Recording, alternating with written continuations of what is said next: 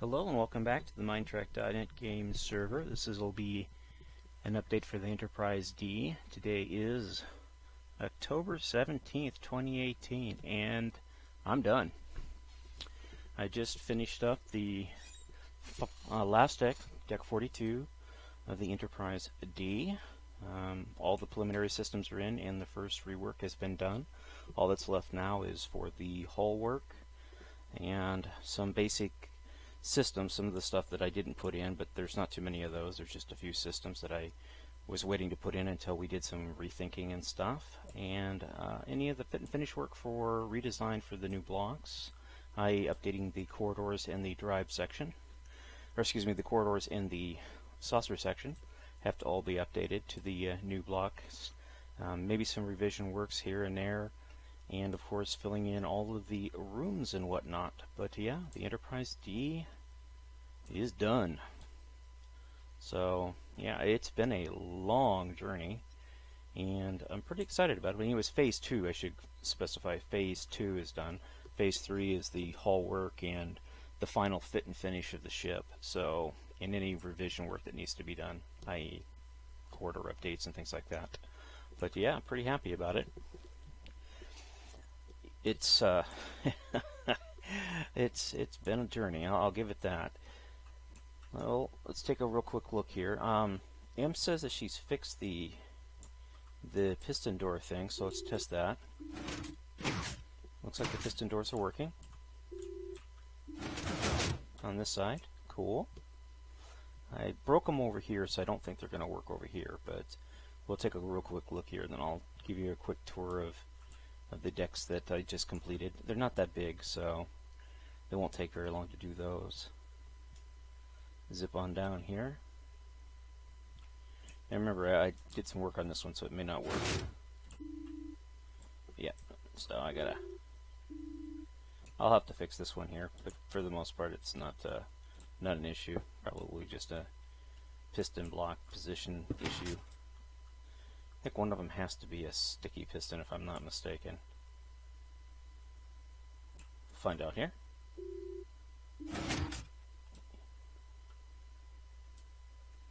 Anyways, I'll troubleshoot that one later. That's an easy fix. But the last 3 decks were the last 5 decks, so 37, 38 to 40, or 37 to 42. That's just a hole into a cargo bay. But here's the aft bottom cargo section. And I added in the tractor beam system here. Let me go ahead and kind of shift through here, and you can kind of get to see a little bit as I come through here. But it's in here now. It's all in here. I have access through these 2 corridor, or these 2 hatchways here. So, yep. But here's the aft section of the ship. From here you can go to the forward clamshell. Fly along in here, and this just takes you up to the forward clamshell. This is all cargo space. And then of course you have the big cargo clamshell area here. There's the clamshell.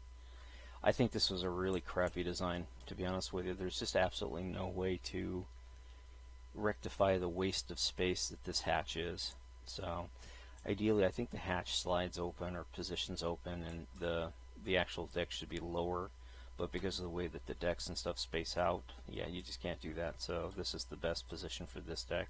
I could go down 1 lower, but it's just one of those things. I don't think it would work out well for us. Now I can do it, but then again, when you go down 1 lower, then it kind of negates all of this hatch stuff over here. So by having it up here, they have all this room in here that if the hatch was open, they would have access to, and all that other stuff. So they could actually fly things up in here and kind of park them here, and then move them up into the ship. And if need be, they could park ships or shuttles or something down in here. So they have the space for it. We're not really sure how it works out, but that's the best design we could come up with for the clamshell area. It's not the best, but it's one of the better ones. If you go back to one of the videos a while back, it talks about this whole area here and how it was designed, and the 3 or 4 design choices we had for it. So I'll let Em Heller make the decision as to which design she wanted to go with. Anyways, we have a little Jeffries tube that comes through here. This is one of the, I believe this is the lowest the Jeffries tubes go. Yeah, I believe this is the lowest they go. From here, it's basically, this is the system. To go down any further, you have to go through here, because there's really no more room for Jeffries tubes at this point. So, and the last section here is just the shuttle bay, or the the aft tractor beam control room. I think there's just one little area here I gotta fix. I didn't fix it. I may have fixed. Yeah, I did fix it. This is the aft sensor room. Little rooms. This is deck 42. As you can see, it's just sort of kind of like a C shape or a U shape. This is the anti-monitor monitoring suite, and then of course we have some auxiliary batteries, and then the lower phaser array. I might remove these batteries, these three and these three, and give myself, actually I think I'll go ahead and do that right now. Just go ahead and get rid of these, give myself some more room up here. There's no reason to have these three batteries here on either side. Oops.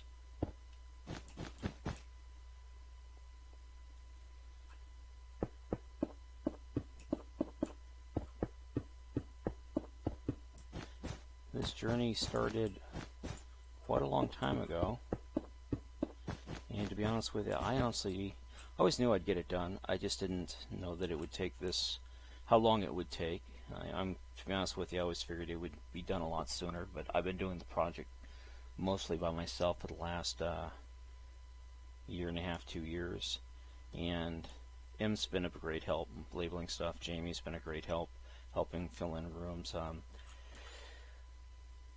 couple other folks have helped out on areas and things, and it was all greatly appreciated.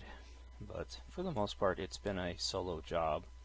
Blue Phobes did a lot of rework on this Cobra head here. That's one of the delays. Was about a year ago, or a year and a half ago. We had to do a major rework on this Cobra head, and Blue Phobes handled all of that and did a really nice job with it. It looks really good. Kind of looks like a bender, but yeah. If you've ever seen Futurama, you'll know what I'm talking about. But I'm just curious, because I've had to fix it so many times. I'm just curious to see if our friendly, distorted roof bug is back. Nope, doesn't look like it's been screwed up again. So I've had to review this room, this whole section of the ship, several times, because for some reason it just doesn't. Somehow it gets messed up, and it's a real pain because I've had to fix it 2 or 3 times. But yeah, this brings back memories. This wasn't too long ago. This was, what, a year ago that we were working in this area? Whoops. Flying out of here. And I'll show you a little bit of the primary hall. That right down there is actually up to date with what's currently in the saucer. And the reason it's there is it allows us to give a position so that when we buttress when we join the 2 hulls together, this will be the position for which we'll join them. It just gives me a marker to work from. And hopefully the detail work on the top of that can get done, and the bottom detail work on this can get done, and we can join these two, or at least have a joined full ship here at some point in the near future. That would be really nice. But that means we'd only be working, well, I guess M wants to finish the hull on on that first, and then this one. That way, or this one and then that one. That way, there, when we do join them together, they're uniform. So it'll be a long time before these 2 pieces are actually joined together, which is a shame. It's a shame because, it would be nice to see them joined together. This is a big ship, and I'd love to be able to travel from the bridge all the way down to deck 42 and explore things and stuff. But as I fly through here, the hangar, and it starts to load, you can see the depth and size of this hangar. It was originally designed by myself, laid out by myself, and then I had ideas for how to contour the roof, and then we had a player who was really into the design of the interior of it, did a lot of the detail work. He went through and did a lot of fit and finish work, and then M. Heller came through and did a lot more fit and finish work, and then I came back through and did some touch-up work and redesign work, and then M came back through and did a final pass. I'm sure Blue Phobes was in here at some point, along with quite a few other people. The designs and stuff that we're doing, that we're passing into right now, this is not in either of the plans. This is one of those areas that we added. Again, this was the guy that originally did most of the hangar work. He recommended that we have this bay down here, and I think his concept was for a full-size secondary bay equal to the size of the primary bay. I just couldn't fit it in because of the design limitations and things like that, so we went with a big lower bay. In retrospect, if I was to redo this, I would go with my own main design, and I would definitely have a secondary bay that's almost, well, it takes up a significant area under this area here, because we have the space, we just, you know, because of the way the 3D hull lays out and stuff like that, it just didn't, this design just didn't lend us to that, because I wanted to stick to a proven design as opposed to going completely off the rails with our own, you know, design. So now that I've done this, I can go back through if I ever wanted to and completely redesign this whole area, because everything else is laid out. All the turbo lifts are laid out, all the ship systems are laid out, pathing's all done. So now I can go back through and do significant modifications and stuff. And one of the big things that we did with this design, it's a combination of the Sternbach plans and the Ed Widefire plans, and a lot more of our own design as well. We have Jeffries tubes that go from deck 1, the bridge here, all the way down to deck 30. Oh, well, basically you can use them to go all the way down to deck 42. And we also have right behind the bridge here, as you get positioned for it, I'll see if I can locate it here through the schematics. There's a trunk line. Here it is. This is the main power leads for the saucer, and these also, if we come down here a bit. Again, none of these were in the actual ship design. And this stuff that I'm showing you here, these trunk leads and things like that, none of this stuff was in the actual ship design. And of course, these trunk leads lead all the way back and connect with the saucer, and then go down the saucer into the drive, all the way down to the bottom of the saucer. So that's a unique design that we went with here. I was really happy to design that into the ship. And then if we go over to the impulse engines here, it should be pretty much in line with them somewhere along in here, hunting them down.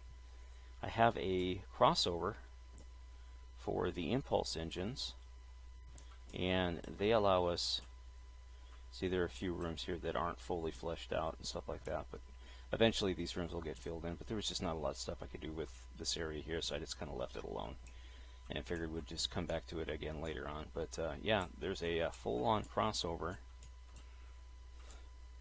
She's so big, sometimes it's difficult to find all the things that I'm looking for, but here it is. This is a crossover from the impulse bay, so both the impulse engines are connected, and of course this feeds into the main system and also feeds back into the drive hole. Boy, that can get annoying quick.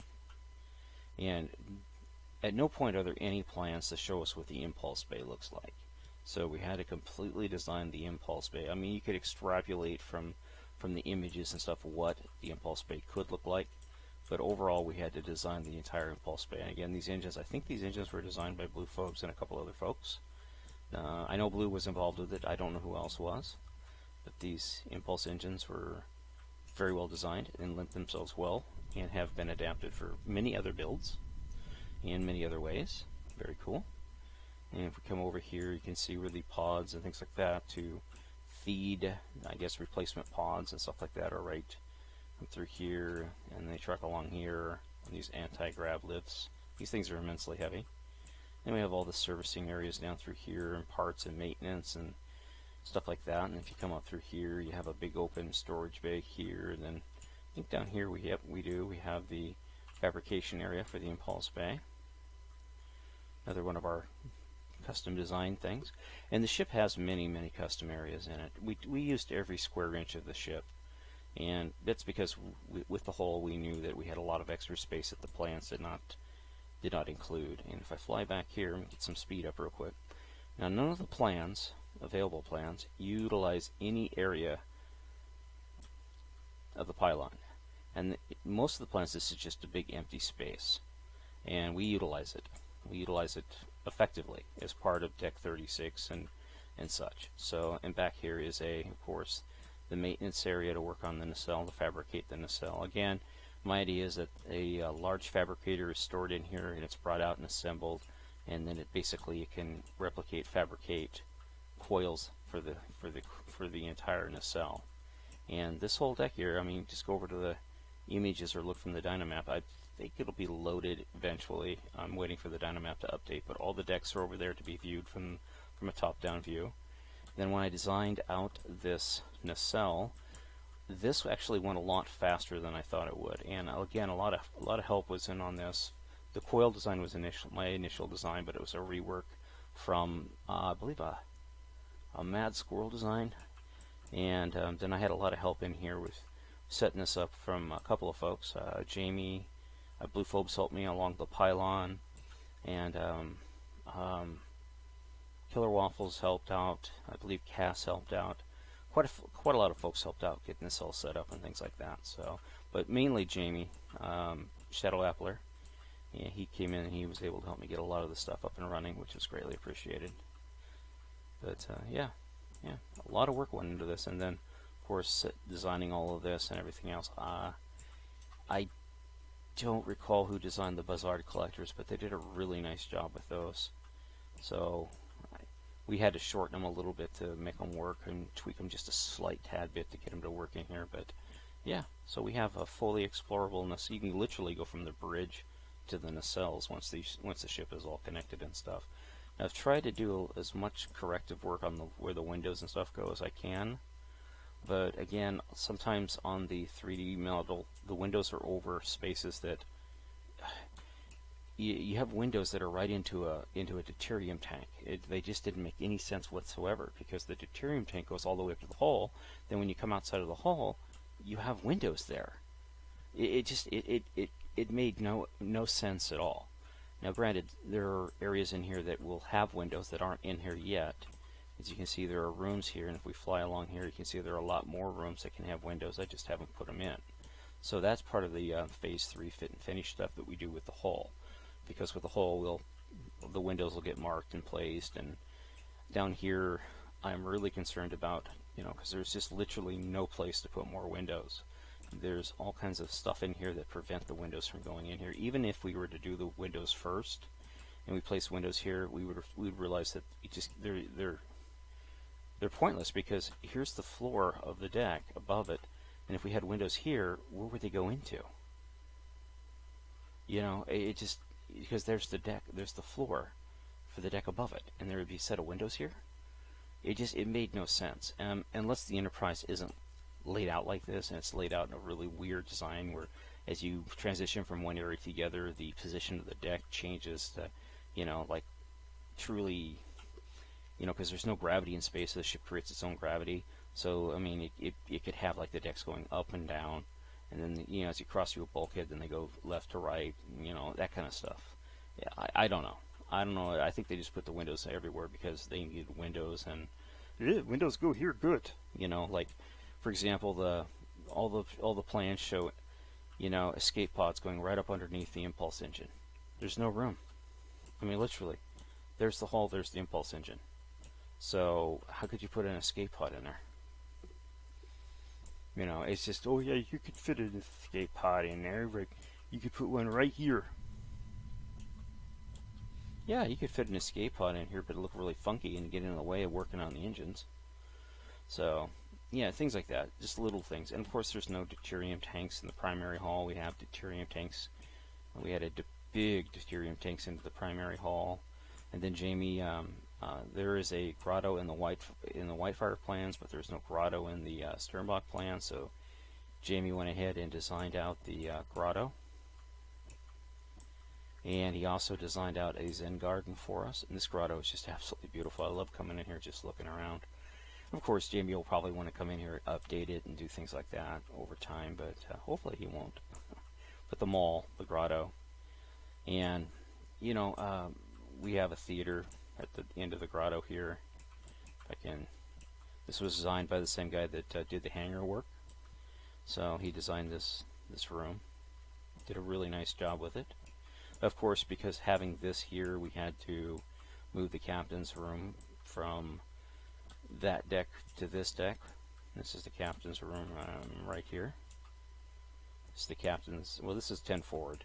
A friend of mine uploaded or put an image up on Facebook, I believe it was Facebook, of the deck 10 schematic, and somebody quirked off that there's no deck, there's no 10 forward or something like that. And I assure you, there's a 10 forward. It's like right here. Here's 10 forward. That was 9 forward that we were looking at. Here's 10 forward. It does exist. Again, I think this was designed by Mad Squirrel and possibly the guy that designed the hangar. I'm not sure. Designed the layout for the interior of the hangar, all the detail work inside of the hangar. As you can see, we're got to go through here and we got to update all these corridors. That's going to take a while, probably at least a month to do, and I'm not looking forward to it. But I'll get it done so it's all updated as well. And I'll work through and fix any of the other flaws that I find as I go. And there will always be flaws to be found. Always. This goes around it. An RCS thruster. I'm sorry for, when you're clipping through walls and stuff, it does go by pretty quick, get really annoying. The best way to see the Enterprise would be to come on the server and just tour her yourself. And the best way to say it is when you spawn at the academy, and you would come out of the academy and you would go left, and you would follow this big white line all the way down to the D. So, and it's quite a bit of a jaunt. But there are warp points, but I don't know if they work or not. So, yeah. But as you can see here, we have all sorts of cool stuff. This is what it looks like without the bridge module. So if the bridge model had to be jettisoned from the ship, this is what it would look like. See bulkheads closed and stuff like that. This is our boneyard, where I put most of the designs and stuff for things that I came up with. And all of these are my designs, and I'm pretty happy with them. Some of the tanks and things like that have been redesigned from these designs to other designs, but there's a lot of adaptation. All of this right here was done by, I believe, Shadow Appler, and these rooms here was a combination of a couple of people working on them. Shadow Appler did all of the offices and stuff along here. And deck 10 and deck 9 and 10, he did all that work, designing out all those. Placing these windows took a little bit of work, but once they were all placed in and everything, they lined up really well with the hull, and that was a big relief. I tell you, that was a huge relief. These are classrooms, I believe. Yep, these are the classrooms or the lecture halls for the older students or cadets or whoever ends up on the ship. So, or small theaters if you want to show like old movies and stuff like that. I guess that would work. But yeah. Anyways, not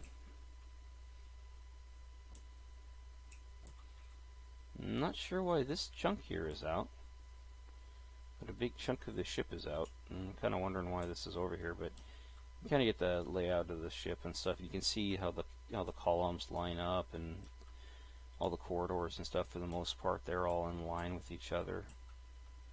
So a lot of it, I really did. I did my best to keep everything in line like you would if you were to actually go aboard a naval ship. And some cases, it's nothing like a naval ship, but or like a cruise ship is a better analogy for it. So 'cause that's what it is, just a big cruise ship in space.